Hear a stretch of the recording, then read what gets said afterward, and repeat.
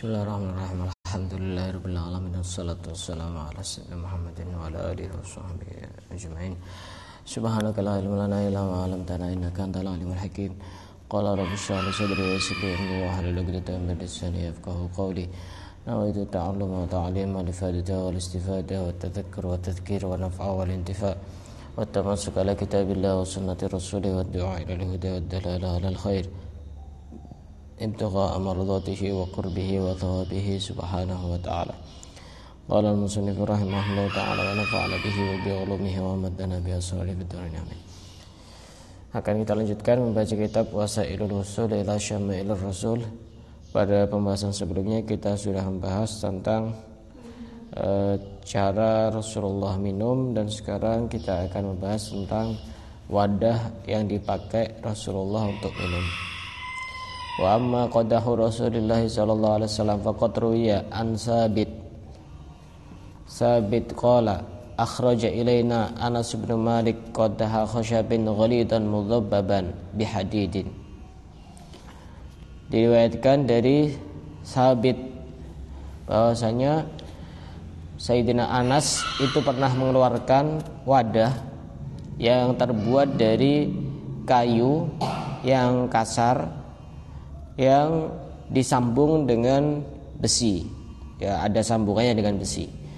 Faqala ya Sabit, hadza qadahu Rasulullah sallallahu alaihi wasallam. Kata Sayyidina Anas, wahai Sabit, ini adalah wadah yang digunakan minum Rasulullah. Laqad saqaitu Rasulullah sallallahu alaihi wasallam bihadzal qadah asy-syaraba kullahu al-ma' wan nabit wal asal wal laban. Jadi Sayyidina Anas itu punya satu wadah yang digunakan untuk ngasih minum Rasulullah. Nah, wadah itu terbuat dari kayu yang kasar yang disambung dengan besi. Dan itu adalah wadah yang sering dipakai untuk ngasih minum kepada Rasulullah. Ditunjukkan kepada Sabit. Dan wadah itu pernah digunakan untuk ngasih minum Rasulullah, baik itu air maupun nabid. Apa nabid? Nabid itu air yang kurma yang direndam di dalam air di malam hari, di awal malam, kemudian diminum di pagi hari. Kemudian juga pernah juga dipakai untuk minum madu dan juga meminum susu. Jadi ada wadah yang terbuat dari kayu. Ya, sesekali kita niru, kalau misalkan ada gelas di toko-toko yang terbuat dari kayu, kalau masih belum punya, ya beli satu gitu. Karena Rasulullah pernah minum pakai gelas yang terbuat dari kayu. Kan ada di toko-toko, biasanya ada. Pernah lihat? Ada banyak. Saya sering lihat. Wadah gelas terbuat dari kayu yang sudah dihaluskan, sudah bagus. Banyak di toko. Kalau di Bezuki ya ada, di Gocai 2 itu ada jual. Saya pernah lihat. Wa kana yumbadu lahu sallallahu alaihi wasallam awwalal laili. Rasulullah itu membuat minuman yang tadi saya jelaskan, namanya nabid. Nabid, nun ba ya dzal. Nabid berarti kurma yang direndam di dalam air. Sudah pernah ada yang buat? Sudah pernah. Ini kurma, pokoknya asal kurma pokoknya. Itu rasanya enak. Ya karena tanpa gula sudah manis. Itu kurma direndam di dalam air di awal malam, berarti maghrib itu. Maghrib. Wa yashrabu minhu idza asbaha yaumahu. Dan diminum keesokan harinya, waktu pagi. Kemudian diminum lagi pada waktu malamnya. Kemudian diminum lagi sampai besok, sampai asar. Itu batasannya sampai asar. Berarti berapa hari? 3. Wow. 2. Berarti 2 hari sampai asar. Fa'in baqiya minhu syai'un saqahul khadim illam yakhuf minhu iskaron. Jika sampai asar masih tersisa, biasanya dikasih kepada pembantunya. Jika memang tidak mengkhawatirkan itu bisa memabukkan. Karena kalau sudah terlalu lama khawatir memabukkan, karena mungkin sudah berubah. Maka jika sudah berubah, maka langsung disuruh Rasulullah, wa illa amara bisabbihi, disuruh buang. Jadi yang paling aman ya sampai 2 hari itu, sampai asar itu.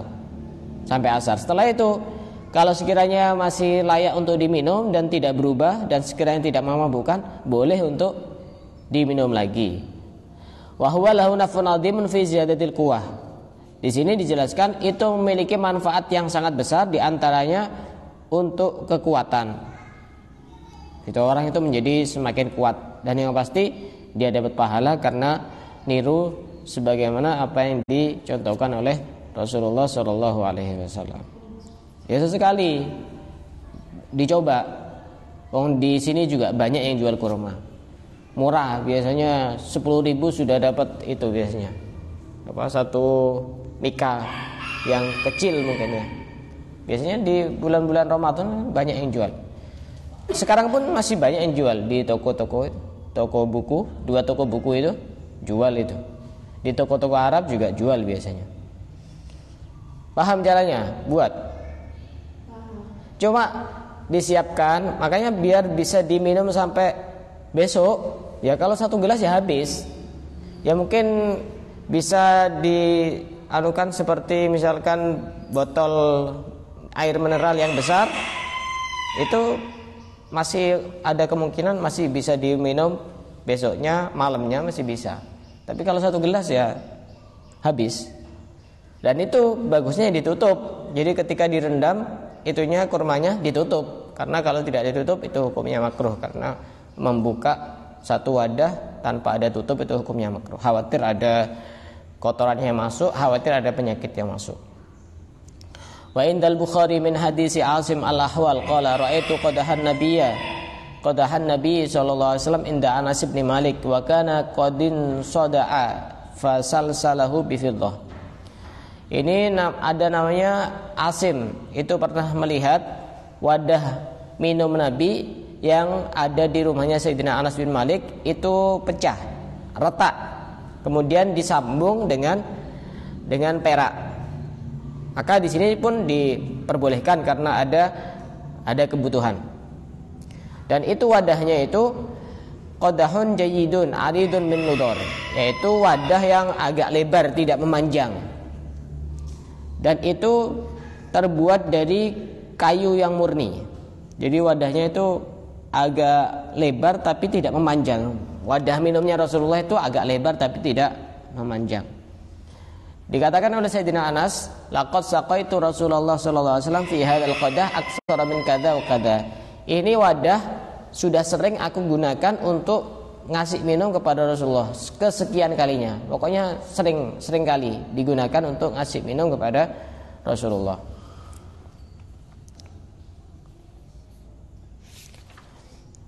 Kemudian wa kana li Rasulillah sallallahu alaihi wasallam qadahu qawarir yashrabu fihi. Rasulullah itu juga punya wadah yang terbuat dari kaca yang digunakan untuk minum. Kalau ini insyaallah rata-rata sudah punya ya. Wadah minum terbuat dari kaca. Gelasnya rata-rata terbuat dari apa? Kaca. Makanya diniatkan saja. Atau misalkan ada bukan gelas tapi apa, semacam apa ya, biasanya buat nyimpan minuman ada tutupnya, itu apa namanya? Teko atau apa? Hah? Apa namanya? Teko. Yang besar yang memanjang itu tapi terbuat dari kaca. Teko ya namanya ya. Jadi kalaupun nanti beli ya beli seperti itu, niat untuk mencontoh Rasulullah, walaupun bentuknya itu ya mungkin sudah jelas tidak sama. Tapi Rasulullah pernah minum menggunakan wadah yang terbuat dari kaca, terbuat dari kaca. Wa kana sallallahu alaihi wasallam yujibu ayyatawaddaa min mikhdab min sufrin. Rasulullah itu juga suka berwudu dengan menggunakan wadah yang terbuat dari tembaga yang kuning. Berarti tembaga itu ya kayak semacam itu ya, apa namanya? Tahu tembaga? Hah? Apa? Biasanya kan ada gelas-gelas yang terbuat dari tembaga, itu juga ada. Biasanya yang agak kecil-kecil, agak enteng kan biasanya. Ininya apa namanya? Kalau diambil itu di bawah itu agak enteng. Rasulullah juga pernah punya wadah seperti itu, terbuat dari tembaga. Apalagi kita mengoleksi wadah satu persatu. Ada yang terbuat dari kayu, ada yang terbuat dari apa namanya? Kaca, ada yang terbuat dari tembaga. Ya niatkan saja untuk mencontoh Rasulullah, nanti akan dapat pahala. Wa kana lahu sallallahu alaihi wasallam qadahun min aidan tahta saririhi yabulu fihi bil laili. Rasulullah itu punya satu wadah yang disimpan di bawah kasurnya, terbuat dari pelepah kurma yang bentuknya panjang. Wadah itu bukan digunakan untuk minum, tapi digunakan untuk beliau buang air kecil. Ditaruh di bawah kasurnya. Digunakan untuk buang air kecil di waktu malam hari. Di waktu malam hari. Dan itu ketika waktu itu memang masih belum ada tempat khusus untuk buang hajat, untuk buang air kecil.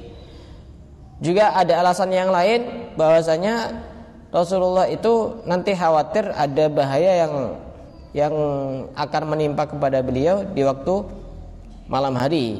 Tapi ketika sudah ada tempat khusus, maka beliau sudah tidak menggunakan itu lagi. Kalau ini tidak perlu untuk kita tiru. Kalau yang ini tidak perlu untuk kita tiru, karena kita sudah ada kamar mandi, sudah ada jeding. Nah, dulu Rasulullah itu waktu itu masih belum disiapkan, masih belum ada. Jadi ya wajar kalau beliau itu menggunakan wadah, ditaruh di bawahnya kasur, digunakan untuk kencing. Tapi itu langsung dibuang ketika keesokan harinya. Maka pernah suatu hari Rasulullah itu mencari wadahnya itu. Mencari wadahnya ternyata tidak ada. Setelah dicari-cari ternyata wadah itu ada di tangan salah seorang sahabat dan air kencingnya sudah habis. Jadi pagi-pagi kan sudah biasa Rasulullah mau buang itu wadahnya itu, karena ada air kencingnya Rasulullah itu. Tapi ketika dicari sudah tidak ada, dan tiba-tiba dipegang oleh salah seorang sahabat dan kencingnya sudah tidak ada. Ditanya oleh Rasulullah, ini kamu buang atau bagaimana? Kata sahabat ini kencingnya aku minum. Kata sahabat ini. Apa jawaban Rasulullah? Laqatih tadharat minan nari bihidar. Sungguh nanti kamu ini tidak akan tersentuh api neraka. Itu tidak boleh ditiru karena itu kekhususiaan, keistimewaan Rasulullah. Bahkan pernah ada salah seorang sahabat yang minum darah Rasulullah. Itu tidak bisa ditiru karena Rasulullah itu tidak sama seperti manusia biasa. Tidak sama. Waktu itu pernah ada Rasulullah itu kan dibekam oleh salah seorang sahabat. Kemudian Rasulullah bilang, nanti darahnya buang di tempat yang sekiranya tidak ada orang yang melihat. Akhirnya sahabat ini meminum darahnya Rasulullah. Setelah diminum, Rasulullah tanya, sudah kamu buang? Ya, sudah saya buang. Di mana?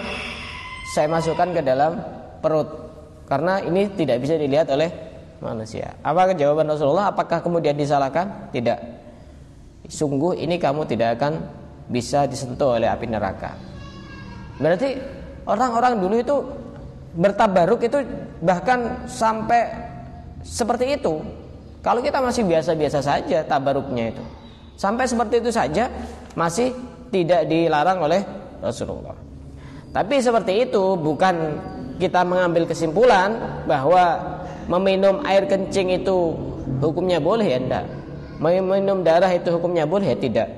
Itu khusus untuk Rasulullah, tidak boleh untuk ditiru. Begitu. Karena semuanya itu bisa diambil berkah dari Rasulullah. Wa kana li Rasulillah sallallahu alaihi wasallam mitharatun min fakharin yatawaddau wa yashrabu minha. Rasulullah itu punya satu wadah khusus yang digunakan untuk bersuci, Tapi itu juga digunakan untuk minum. Jadi namanya mitharoh. Satu wadah khusus digunakan untuk berwudu, tapi juga digunakan untuk minum. Itu namanya mitharoh. Wa kana an-nasu yursiluna awladahum as-sighara alladziina aqalu fayadkhuluna alaihi sallallahu alaihi wasallam fala yudfa'un. Dan para sahabat itu banyak mengirim anak-anaknya yang kecil untuk masuk kepada Rasulullah, dan Rasulullah tidak menolak itu. Tujuannya apa? Tujuannya adalah faida wajadu fil mitharati ma'an syaribu minhu. Ketika anak-anak kecil ini melihat di dalam mitharoh itu, wadah itu ada air, maka mereka semuanya minum.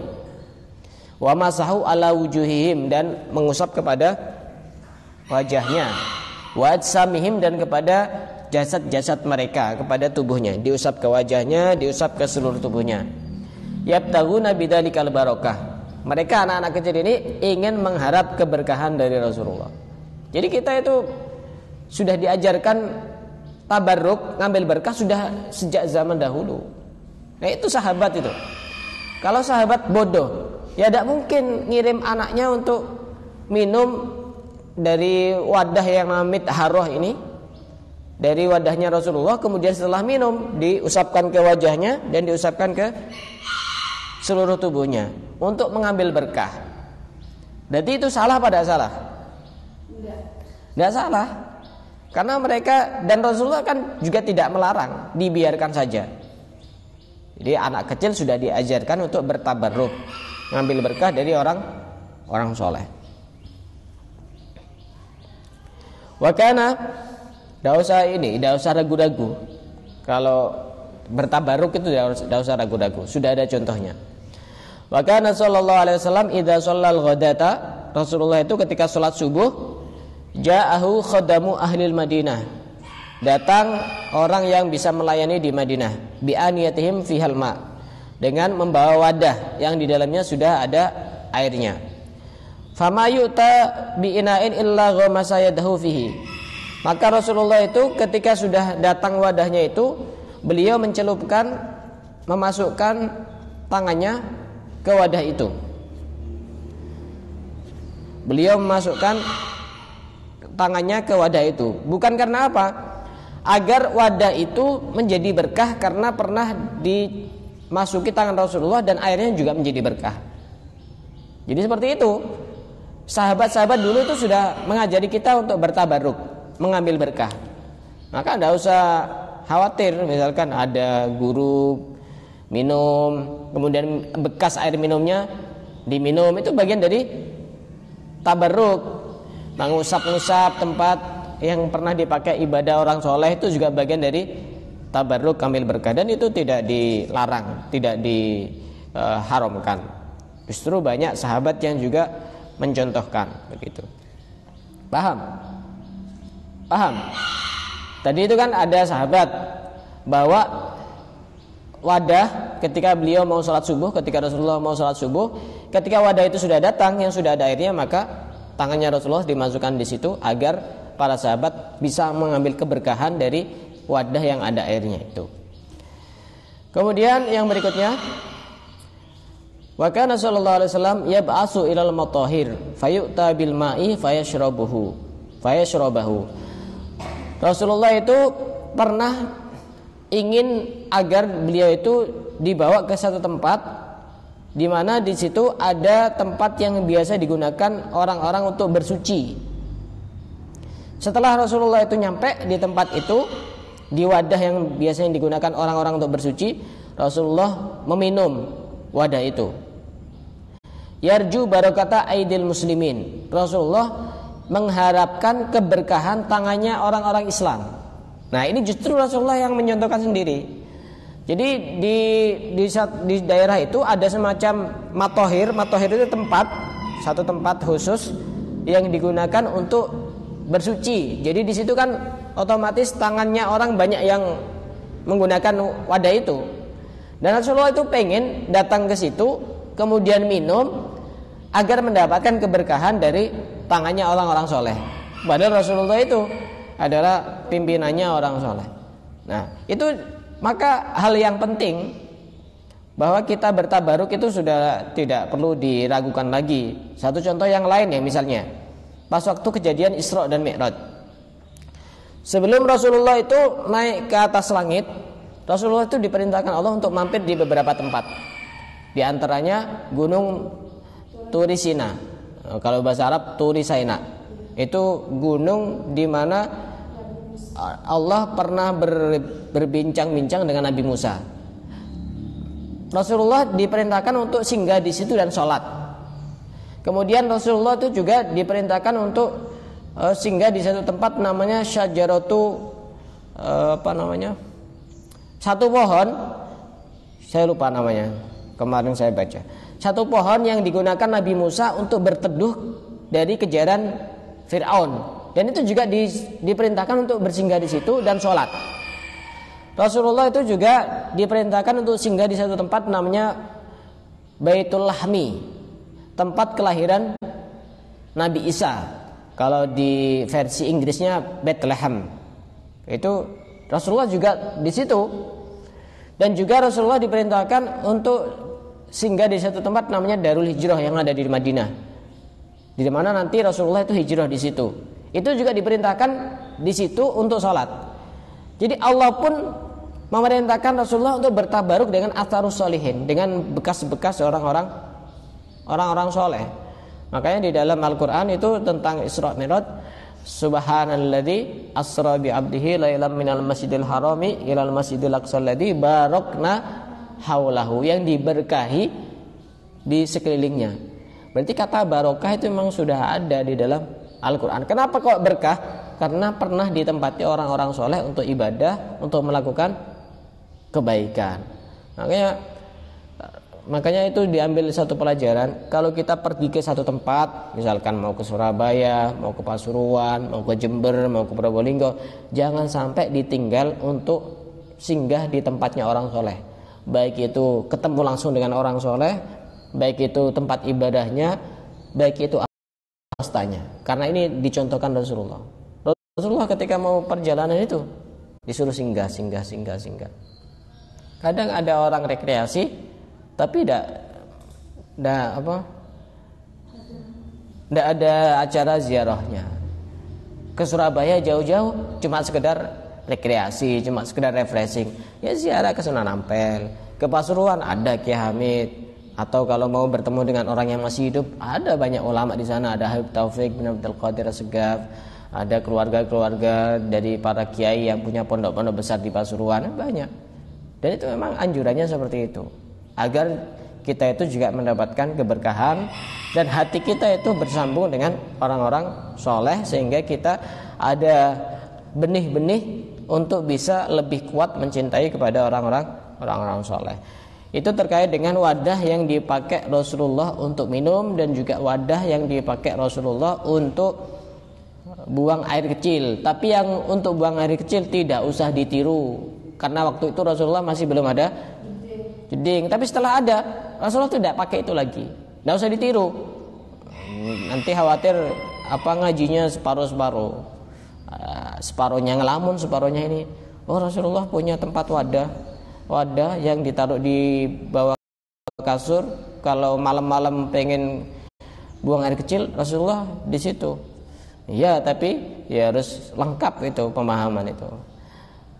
Dan kemudian pembahasan yang berikutnya insyaallah nanti kita akan bahas tentang tidurnya Rasulullah, bagaimana Rasulullah tidur dan bagaimana adab-adabnya, apa saja yang dibaca. Itu insyaallah nanti akan kita bahas pada pertemuan yang akan datang. Ada yang mau ditanyakan? Silakan. Silakan yang mau tanya. Sudah ada? Wallahu a'lam bishawab.